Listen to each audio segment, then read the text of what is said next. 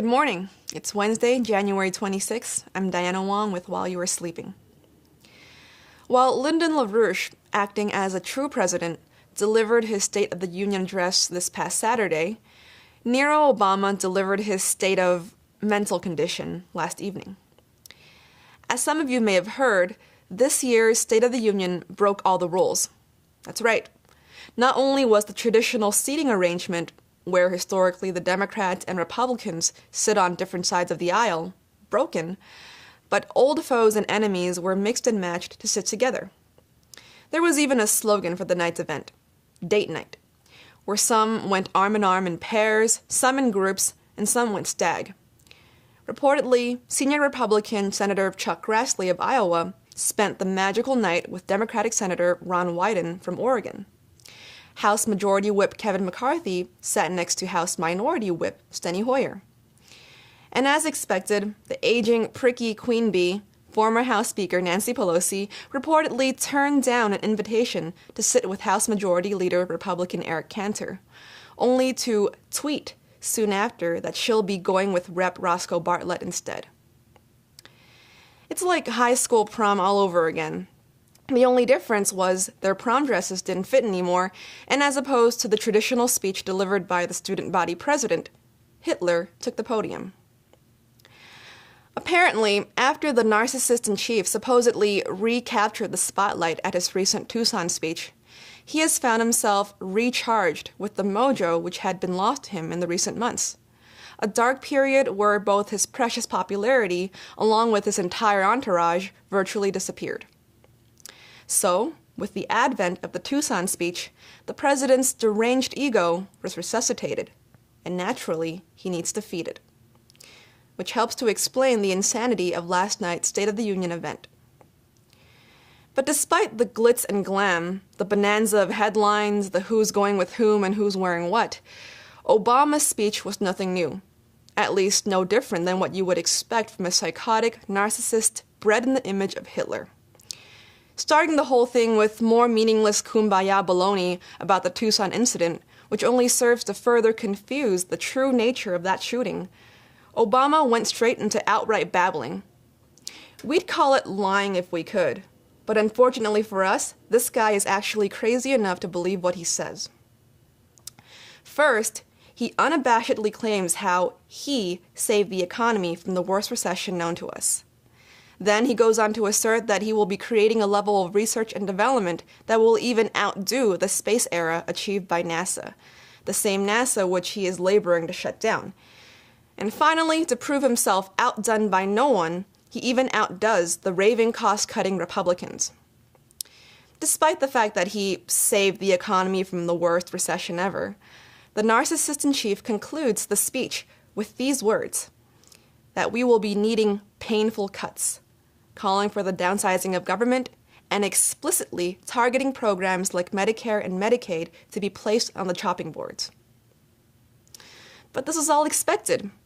After all, it's Obama.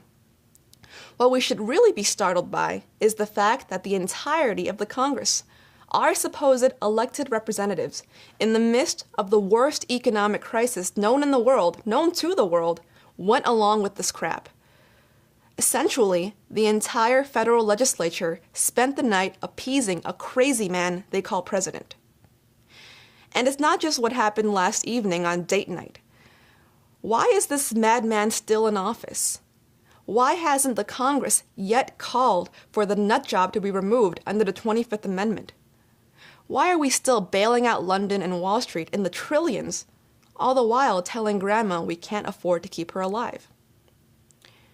What happened last night was indicative of the overall pervasive culture of populism and compromise that dictates not just the Congress, but the majority of the population. Most of society is immoral and stupid, most of the time, and they often prefer to stay that way until true leadership is presented to them. Which makes clear why Lyndon LaRouche had to do what he did last Saturday in delivering his State of the Union webcast, because no one else is capable intellectually and morally to do so. So, if you haven't watched that webcast yet, do so, and you can access it from the front page of our website.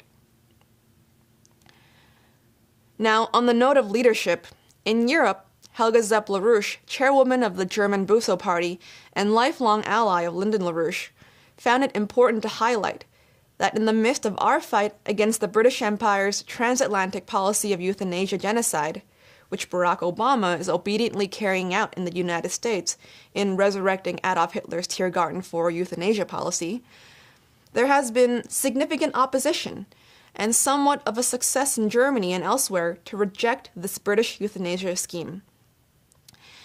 Though at the moment it exists only in the form of leaks from the press, a number of media outlets are putting out what, according to them, will soon be a published statement by the Federal German Doctors Association, where they reject assisted suicide. The release states in very blunt terms that assistance of the doctor in suicides is no medical obligation, as told to the press by Ulrich Montgomery, vice president of the association, who is also said to be one of those that oppose any softening of the rules, which means that the ban on euthanasia in the current standard for doctors is still valid.